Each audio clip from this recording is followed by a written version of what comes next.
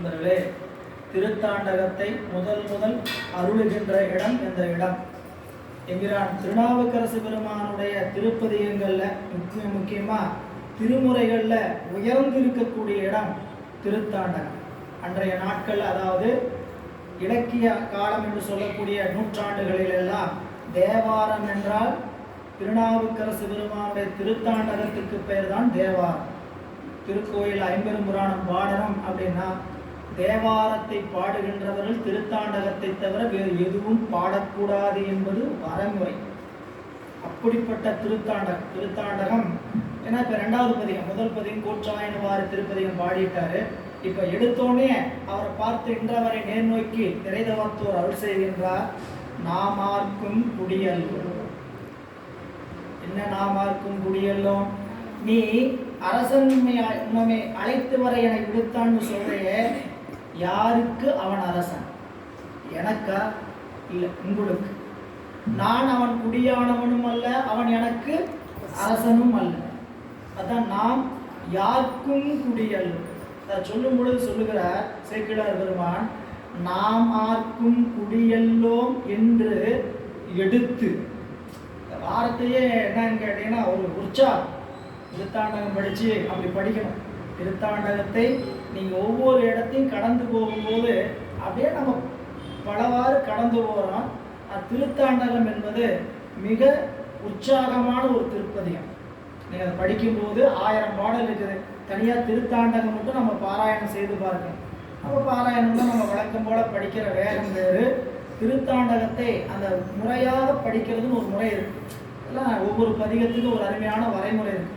அந்த வகையில் நாம் ஆர்க்கும் குடியல்லோம்.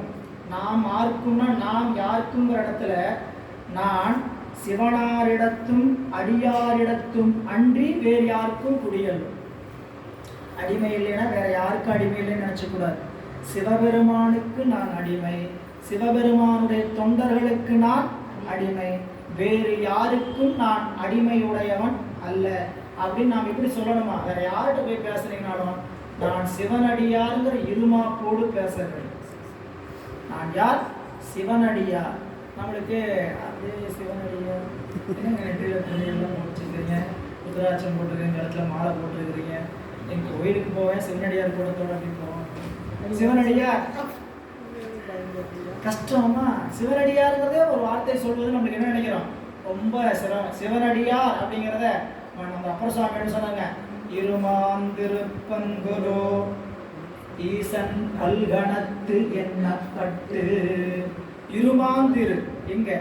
ஈசனுடைய பல்கணங்களில் நீ ஒருவன், சிவனடியாராகி நீ ஒருவன் என்று இருமாந்திருப்பன்களோ. அப்படி இருமாந்திரியா சிவனடியார் என்று? ஏன் சிவனுக்கு ஆளாவது எல்லாரினாலும் முடியாது, சிவபெருமானுக்கு தொண்டராவது எல்லாரினாலும். அதான் சொல்றார், நாமார்க்கும் குடியல்லோம் அப்படின்னா நாம் சிவனிடத்தும் அடியாரிடத்தும் அன்றி மற்ற எல்லா இடத்தும் சிவன் அடியோம் என்று நினைந்து சிவபெருமானிடத்திலும் அடியாரிடத்தில் நாம் எப்படி நிற்கணும்? அடிமைப்பட்டு நிற்கணும். மற்ற எல்லோரிடத்தில் நாம் எப்படி நிற்கணும்? இருமாந்திருக்கணும். நாம் ஆர்க்கும் குடியல்லும்.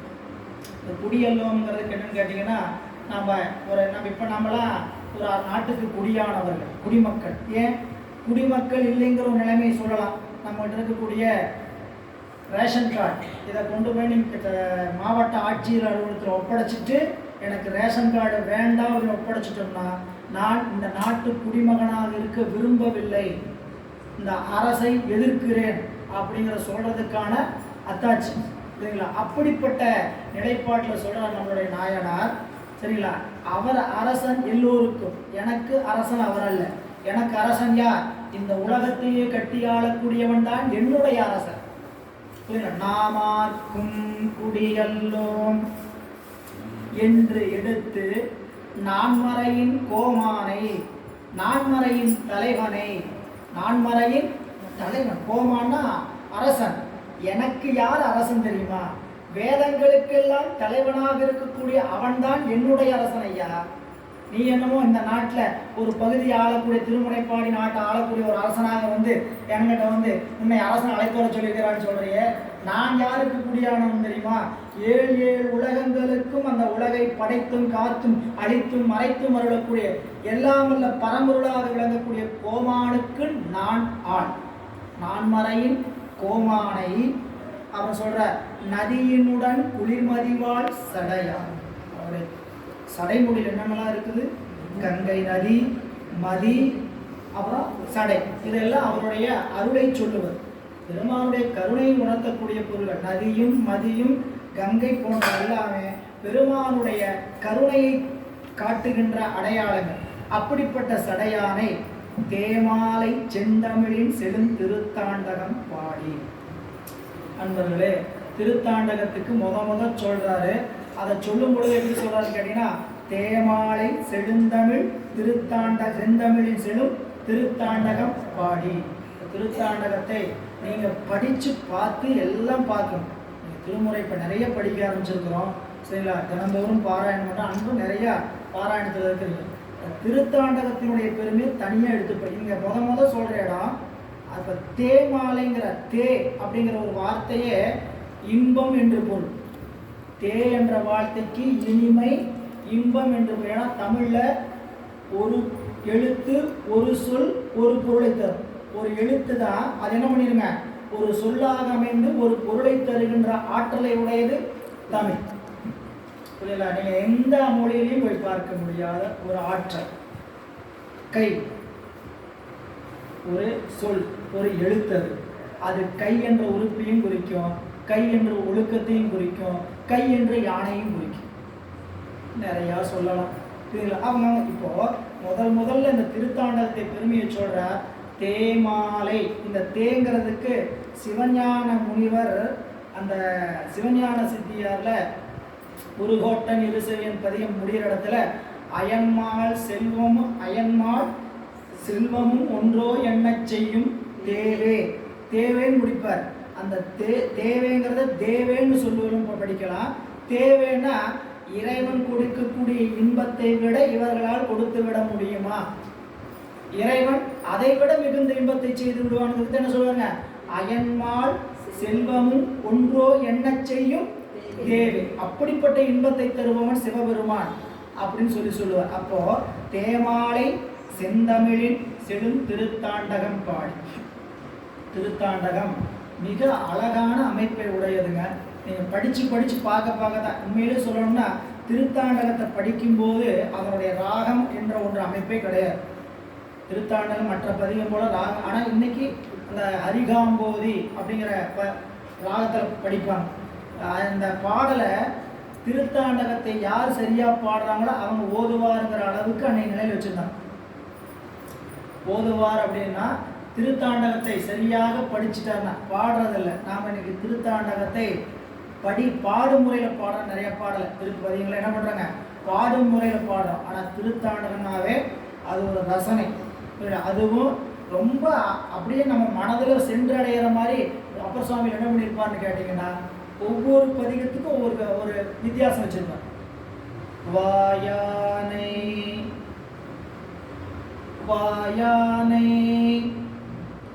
மனத்தானை மனத்துள் நின்ற கருத்தானை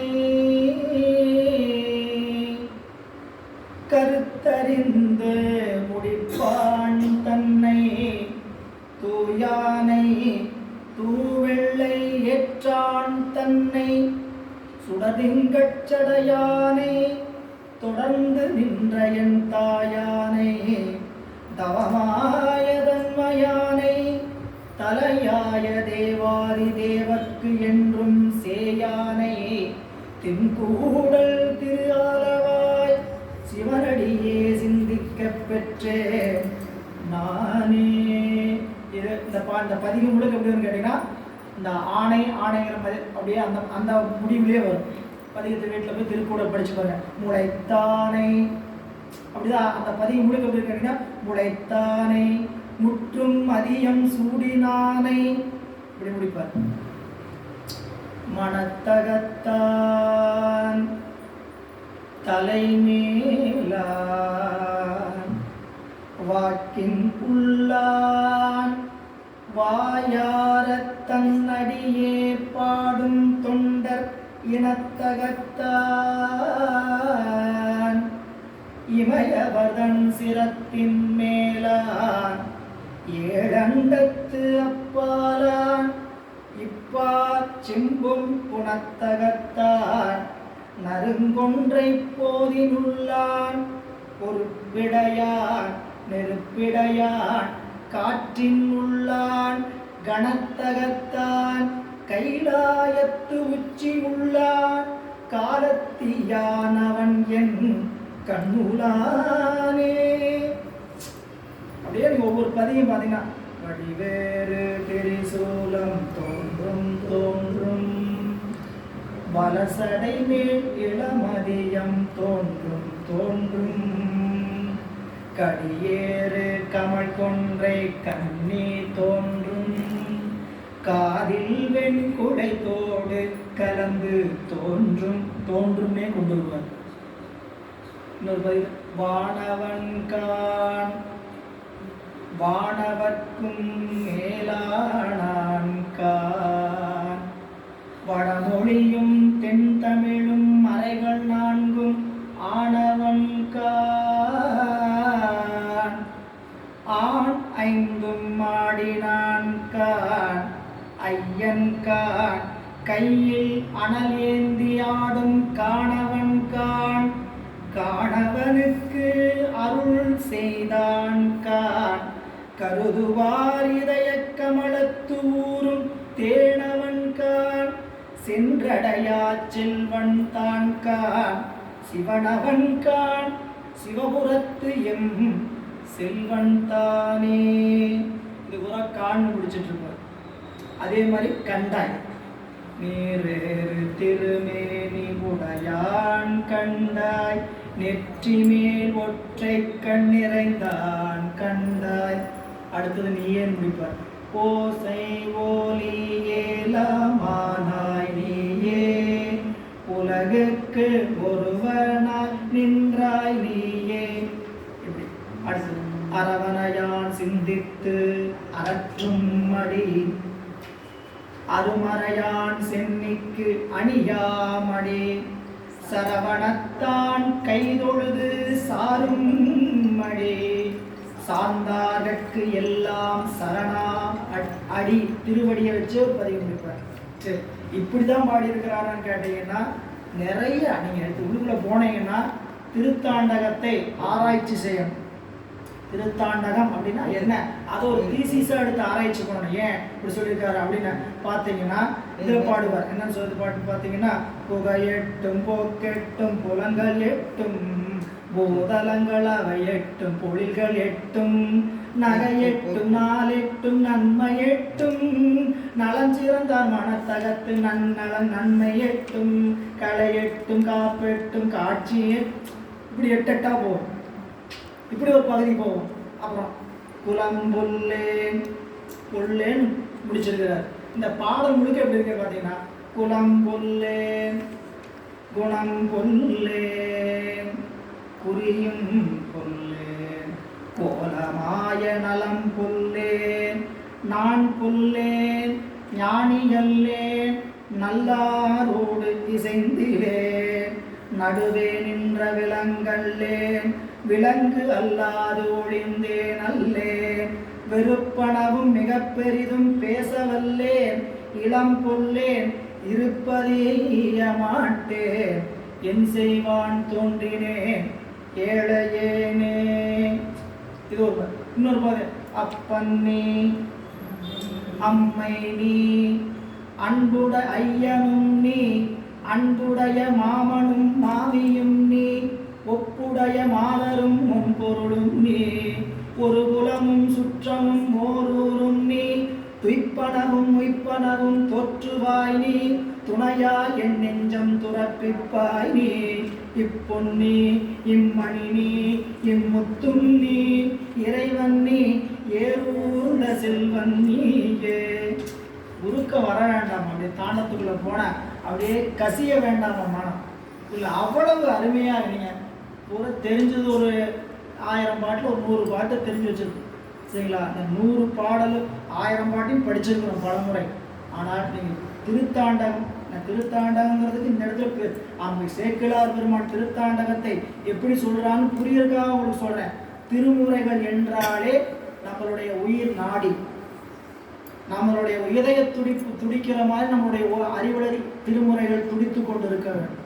அதுதான் நமக்கு இந்த தளர்ந்து போகிற நேரத்தில் ஒழுக்கமுடையார் வாய்ச்சொல் சொன்னார் சேக்கிழார். நம்ம தெய்வ புலவர் சொன்னாரு, பெரியோர்களுடைய துணை எதுக்குயா அப்படின்னு கேட்டா, இழுக்கல் உடையுளி ஊற்றுக்கோல் அற்றே ஒழுக்கமுடையார் வாய்ச்சொல். தளர்ந்து போய் விழுகின்ற பொழுது இப்படிப்பட்டவருடைய வாய்ச்சொல்லாகியதான் நமக்கு தளராமல் காக்கக்கூடிய கோள். அப்படி அருமையா நீங்க திருத்தாண்டத்துக்குள்ள போனீங்கன்னா தேடி பார்க்கலாம், அப்படியே ரசிச்சு பார்க்கலாம். நேரம் போகலைன்னு நான் நிறைய பேர் கேள்விப்பட்டேன், நேரமே போக மாட்டேங்குதுங்க அப்படின்னு. திரு புத்தகத்தை எடுத்து வச்சு உட்காருங்க, நேரம் போகுதா இல்லையான்னு பாருங்க, அப்படியே ஜம்முன்னு போகும். புரியுங்களா? இங்க தேமாலை செந்தமிழின் செழும் திருத்தாண்டகம் பாடி, செழும் திருத்தாண்டகம், திருத்தாண்டகத்தினுடைய அமைப்பு ஏன் அப்பர் சுவாமிகள் மட்டும்தான் தாண்டகம் என்று சொல்லக்கூடிய அமைப்பில் திருப்பதிகத்தை பாடியவர். இலக்கியங்கள்ல தாண்டகம் என்ற இந்த அமைப்புல பாடலை செய்யுடைய இயற்றியவர் யாருன்னு கேட்டீங்கன்னா அப்பர் சுவாமிகள் மட்டுமே. அதனாலதான் அவருக்கு தாண்டக வேந்தர், தாண்டக சதுரர், திருத்தாண்டக புலவர் அப்படின்னு பல வகையில் இருக்கக்கூடிய பேருக்கு காரணம் திருத்தாண்டகத்தினுடைய சிறப்பு. சரி, இப்போ அவங்கள பார்த்து பாடினாரு, ஒரு பாட்டிலேயே பதில் சொன்னாரு, உங்க அரசன் எனக்கு அரசன் இல்லையா, நான் அவனுக்கு பயப்பட வேண்டிய அவசியமெல்லாம் இல்லை, நான் எல்லாருக்கும் அரசனாக இருக்கக்கூடியவனுக்கு அடிமை அப்படின்னு ஒரு பாட்டோட முடிக்கல, 10 பாட்டு சொல்றாரு வந்தவர்கிட்ட. புரியல? நாமார்க்கும் குடியல்லோம் நமனை அஞ்சோ நரகத்தில் இடர்படோம் நடலை இல்லோ ஏமாப்போம் பிணியறியோம் பணிவோம் அல்லோம் இன்பமே என்னாலும் துன்பமில்லை தாமாக்கும் குடியல்லா தன்மையான சங்கரன் சங்கவன் குழையோர் காதில் நாம் என்றும் மீளா ஆளாய் பொய் மலச்சேவடியினையே குறுகினோமே. நான் ஏன் அடிமை மற்றவர்களுக்கு இல்லைன்னு தெரியுமா உங்களுக்கு? நாம் ஆர்க்கும் குடியல்லோம் அப்படின்னு சொன்னதுக்கு காரணம், எனக்கு இறப்பை பற்றிய அச்சம் இல்லை. இப்போ கூடி போனால் என்ன பண்ணுவோம்? வரசன் தூக்கில் போட்டுருவான். Don't care. நாமார்க்கும் குடியல்லோ நமனை அஞ்சோ. சரி, செத்து போனா நரகத்தில் போய் துன்பப்படும் நினைச்சிங்களா? நெவர். நடலை இல்லோ, நான் எங்க போக மாட்டேன், நரகத்தில் இடர்படும். எனக்கு சுடுகாட்டுக்கு போற வேலையும் இல்லை, என்னைய யம தூதர்கள் வந்து அழைத்தும் செல்ல மாட்டார். என்னை வந்து அழைத்து செல்பவர் யார்? சிவகண பெருமக்கள். அதனால் நான் எப்படி இருப்பேன்? நிமிர்ந்ததாயா இருப்பேன். நரகத்தில் இடப்படும். ஏன் அப்படின்னா, ஏமாப்போம் பிணியறியோம் பணிவோம் அல்ல.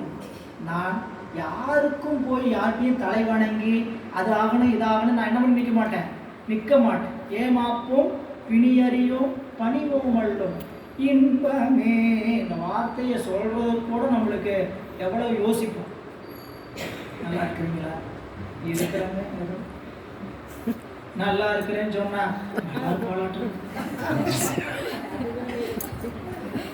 அதனால எதுக்கு நம்ம நல்லா இருக்கிறேன்னு சொல்லுவாங்க?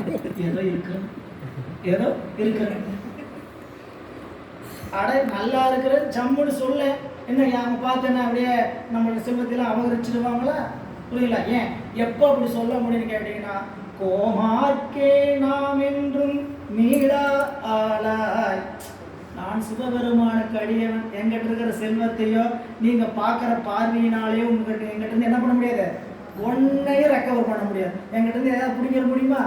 முடியாது சாமி. ஏன் அப்படின்னா, இன்பமே என்னாலும் என்னாலும் இன்பமே என்னாலும் துன்பமில்லை.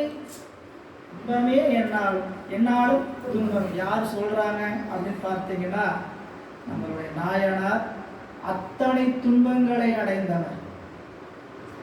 3 ஆழ்வர் பெருமக்கள்ல எல்லாருக்கும் ஒவ்வொரு வகையில் சுவாமி ஒரு வாய்ப்பு கொடுத்திருந்தாலும், அப்பர் சுவாமிகளுடைய வரலாற்றில் துன்பத்திற்கு கொள்கலமாக என்னை வச்சுட்டார் சுவாமிமார். சாமி எல்லாத்தையும் ஒவ்வொரு இடத்துல ஒவ்வொருத்துக்கும் ஒரு இடம் வேணும் இல்லையா? இப்போ செல்வம்னா அந்த எங்கே வைக்கணும்? திருப்பதியில் கொண்டு போய் ஏழுமலையாண்ட கூடு, குபேரன்ற கூடு, அதுக்குன்னு ஒரு துறை வகுத்தார் இல்லை பெருமான். செல்வம்னா குபேரன், திருமால் அப்படின்னு வகுத்தார். அதே மாதிரி படைத்தல் தொழிலும் பிரம்மா, அவருக்கு இதெல்லாம் இப்படி ஒவ்வொரு தொழிலை படைச்சிட்டே வந்தார். உலகத்தில் இருக்கக்கூடிய ஒவ்வொரு பொருளுக்கும் ஒரு இடம் வகுத்தவர். துன்பத்தை எங்க வைக்கலாம், அதுக்கான இடம் எங்கன்னு கேட்டப்போ தேடப்போ கிடைச்சவர் யாருன்னா அப்பர் சுவாமின்னு சொல்றார். புரியுங்களா? எனக்கு சாமி துன்பத்தை வைக்க இடம் தெரியாம என்னிடத்துல வச்சாருன்னா எவ்வளவு துன்பத்தை. ஆனா அவர் என்ன சொல்றாருன்னு கேட்டீங்கன்னா, இடர்பட்டுன்னு சொல்லல, இன்பமே என்னாலும் துன்பமில்லை. எப்பயுமே துன்பத்தை துன்பமாக கருதி கொண்டு நாம் அதன் வீழ்ந்து கொண்டு கிடக்கிற வரைக்கும் துன்பமாகத்தான். இது இந்த இடத்துல இது பொருத்தமானு தெரியாது, நீங்கள் புரிஞ்சுக்கிற மாதிரி வச்சுக்கோங்க. தினந்தோறும் காஃபி சர்க்கரை இல்லாமல் சாப்பிட்டு பாடுங்கன்னு வச்சுக்கோங்க. சர்க்கரை இல்லாத காஃபியை உங்களுக்கு இனிக்க ஆரம்பிச்சு. தினந்தோறும் நீங்கள் காஃபி சாப்பிட்டு பழகினீங்க சர்க்கரை போட்டு, அது இனிப்பாக இருந்தது. சர்க்கரை இல்லாமல் காஃபி சாப்பிட்டா கசந்தது. இப்போ நீங்கள் சர்க்கரை இல்லாமையே காஃபியை சாப்பிட்டு பழகினீங்கன்னா அது ஒரு காலத்துல எப்படி இருக்குங்க? தித்தி, அது நல்லா சுவையாக இருக்கும். ஏன்னு கேட்டிங்கன்னா, இன்பமே இது சாப்பிட்டு பழகியாச்சு. துன்பத்துக்கு என்ன ஆயிடுச்சுன்னு கேட்டிங்கன்னா, துன்பத்தை நான் என்ன பண்ணிட்டேன்? பழக்கப்படுத்திட்டேன். இப்போ துன்பத்தை பழகினால இப்போ துன்பம் எனக்கு என்னவா இருக்குன்னு தெரியுமா? இன்பம். இந்த இதில் சொல்கிற மாதிரி, ஏன் இன்னைக்கு யாரும் வரலையாப்பா அப்படிங்கிற மாதிரி, இன்னைக்கு என்னை கவனிக்கிறதுக்கு யாரும் வரலையா அடிக்கிறதுக்கு அப்படிங்கிற மாதிரி, நான் இன்னைக்கு எப்படி இருக்கிறேன்? இன்பமாக இருக்கிறேன். என்னையா காலையில் எழுந்திருந்து இரவு வரைக்கும் துன்பமாக இடர்பட்டு சுற்றுறவரை எப்படி சொல்கிறாருன்னு கேட்டால் இன்பமாக இருக்கிறேன். ஏன்னு கேட்டிங்கன்னா, இதுக்கெல்லாம் பின்னாடி காரணம் வச்சிருக்கிறார். இன்பமே என்னாலும் துன்பமில்லை. இதற்கு ஒரே காரணம், தாமார்க்கும் குடியல்லா சங்கரன். அவன் இப்படிப்பட்டவன், என்னோட தலைவன் இப்படிப்பட்டவன், தாம் ஆர்க்கும் குடியல்லா சங்கரன். என்னுடைய சங்கரன் யாருக்கும் அடிமை கிடையாது. அப்படிப்பட்ட சிவபெருமான் அச்சங்கவன் குளையோர் காதில் கோமார்க்கே நாம் என்றும் மேலா ஆளாய் பொய்மலர் சேவடி இணையே உருகினோம். அடிமைப்பட்டு நிற்கிறேன், சிவபெருமானுக்கு அடிமைப்பட்டு இருக்கிறேன். அந்த பதிகம் முழுக்கும் சொல்லுவார். துன்பத்துக்கு என்னென்ன காரணம்? வாராண்ட குங்கையர் சேர் மனையில் சேரும். நான் போய் எங்கேயாவது பெண்கள் வசத்தில் சிக்கிட்டு துன்பப்படுறோம்னு நினைச்சிட்டியா? வாராண்ட குங்கையர் சேர் மனையில் சேரும், மாதேவா மாதேவா என்று வாழ்த்தி நீராண்ட புரோதாயம் ஆடப் பெற்றோம். நீரணியும் கோலமே நிகழப் பெற்றோம். காராண்ட மழை போல கண்ணீர் சோர கல்மனமே நல்மணமாக்கரையப் பெற்றோம். பாராண்டு பகடேறி வருவார் சொல்லும் பணி கேட்க கடவோமோ. பாராண்டு பகடேறி வருவோர் சொல்லும் பணி கேட்க கடவோமோ. பற்றற்றோமே. ஏன்? எதனால? பற்று இல்லை. அவன் சொல்றத நான் ஏன் கேட்கிறேன்? எனக்கு என்ன இல்லை? பற்று இல்லை. ஒவ்வொரு பாட்டு அப்படியே 10 பாடலையும் நேர் நோக்கி சொல்றான்.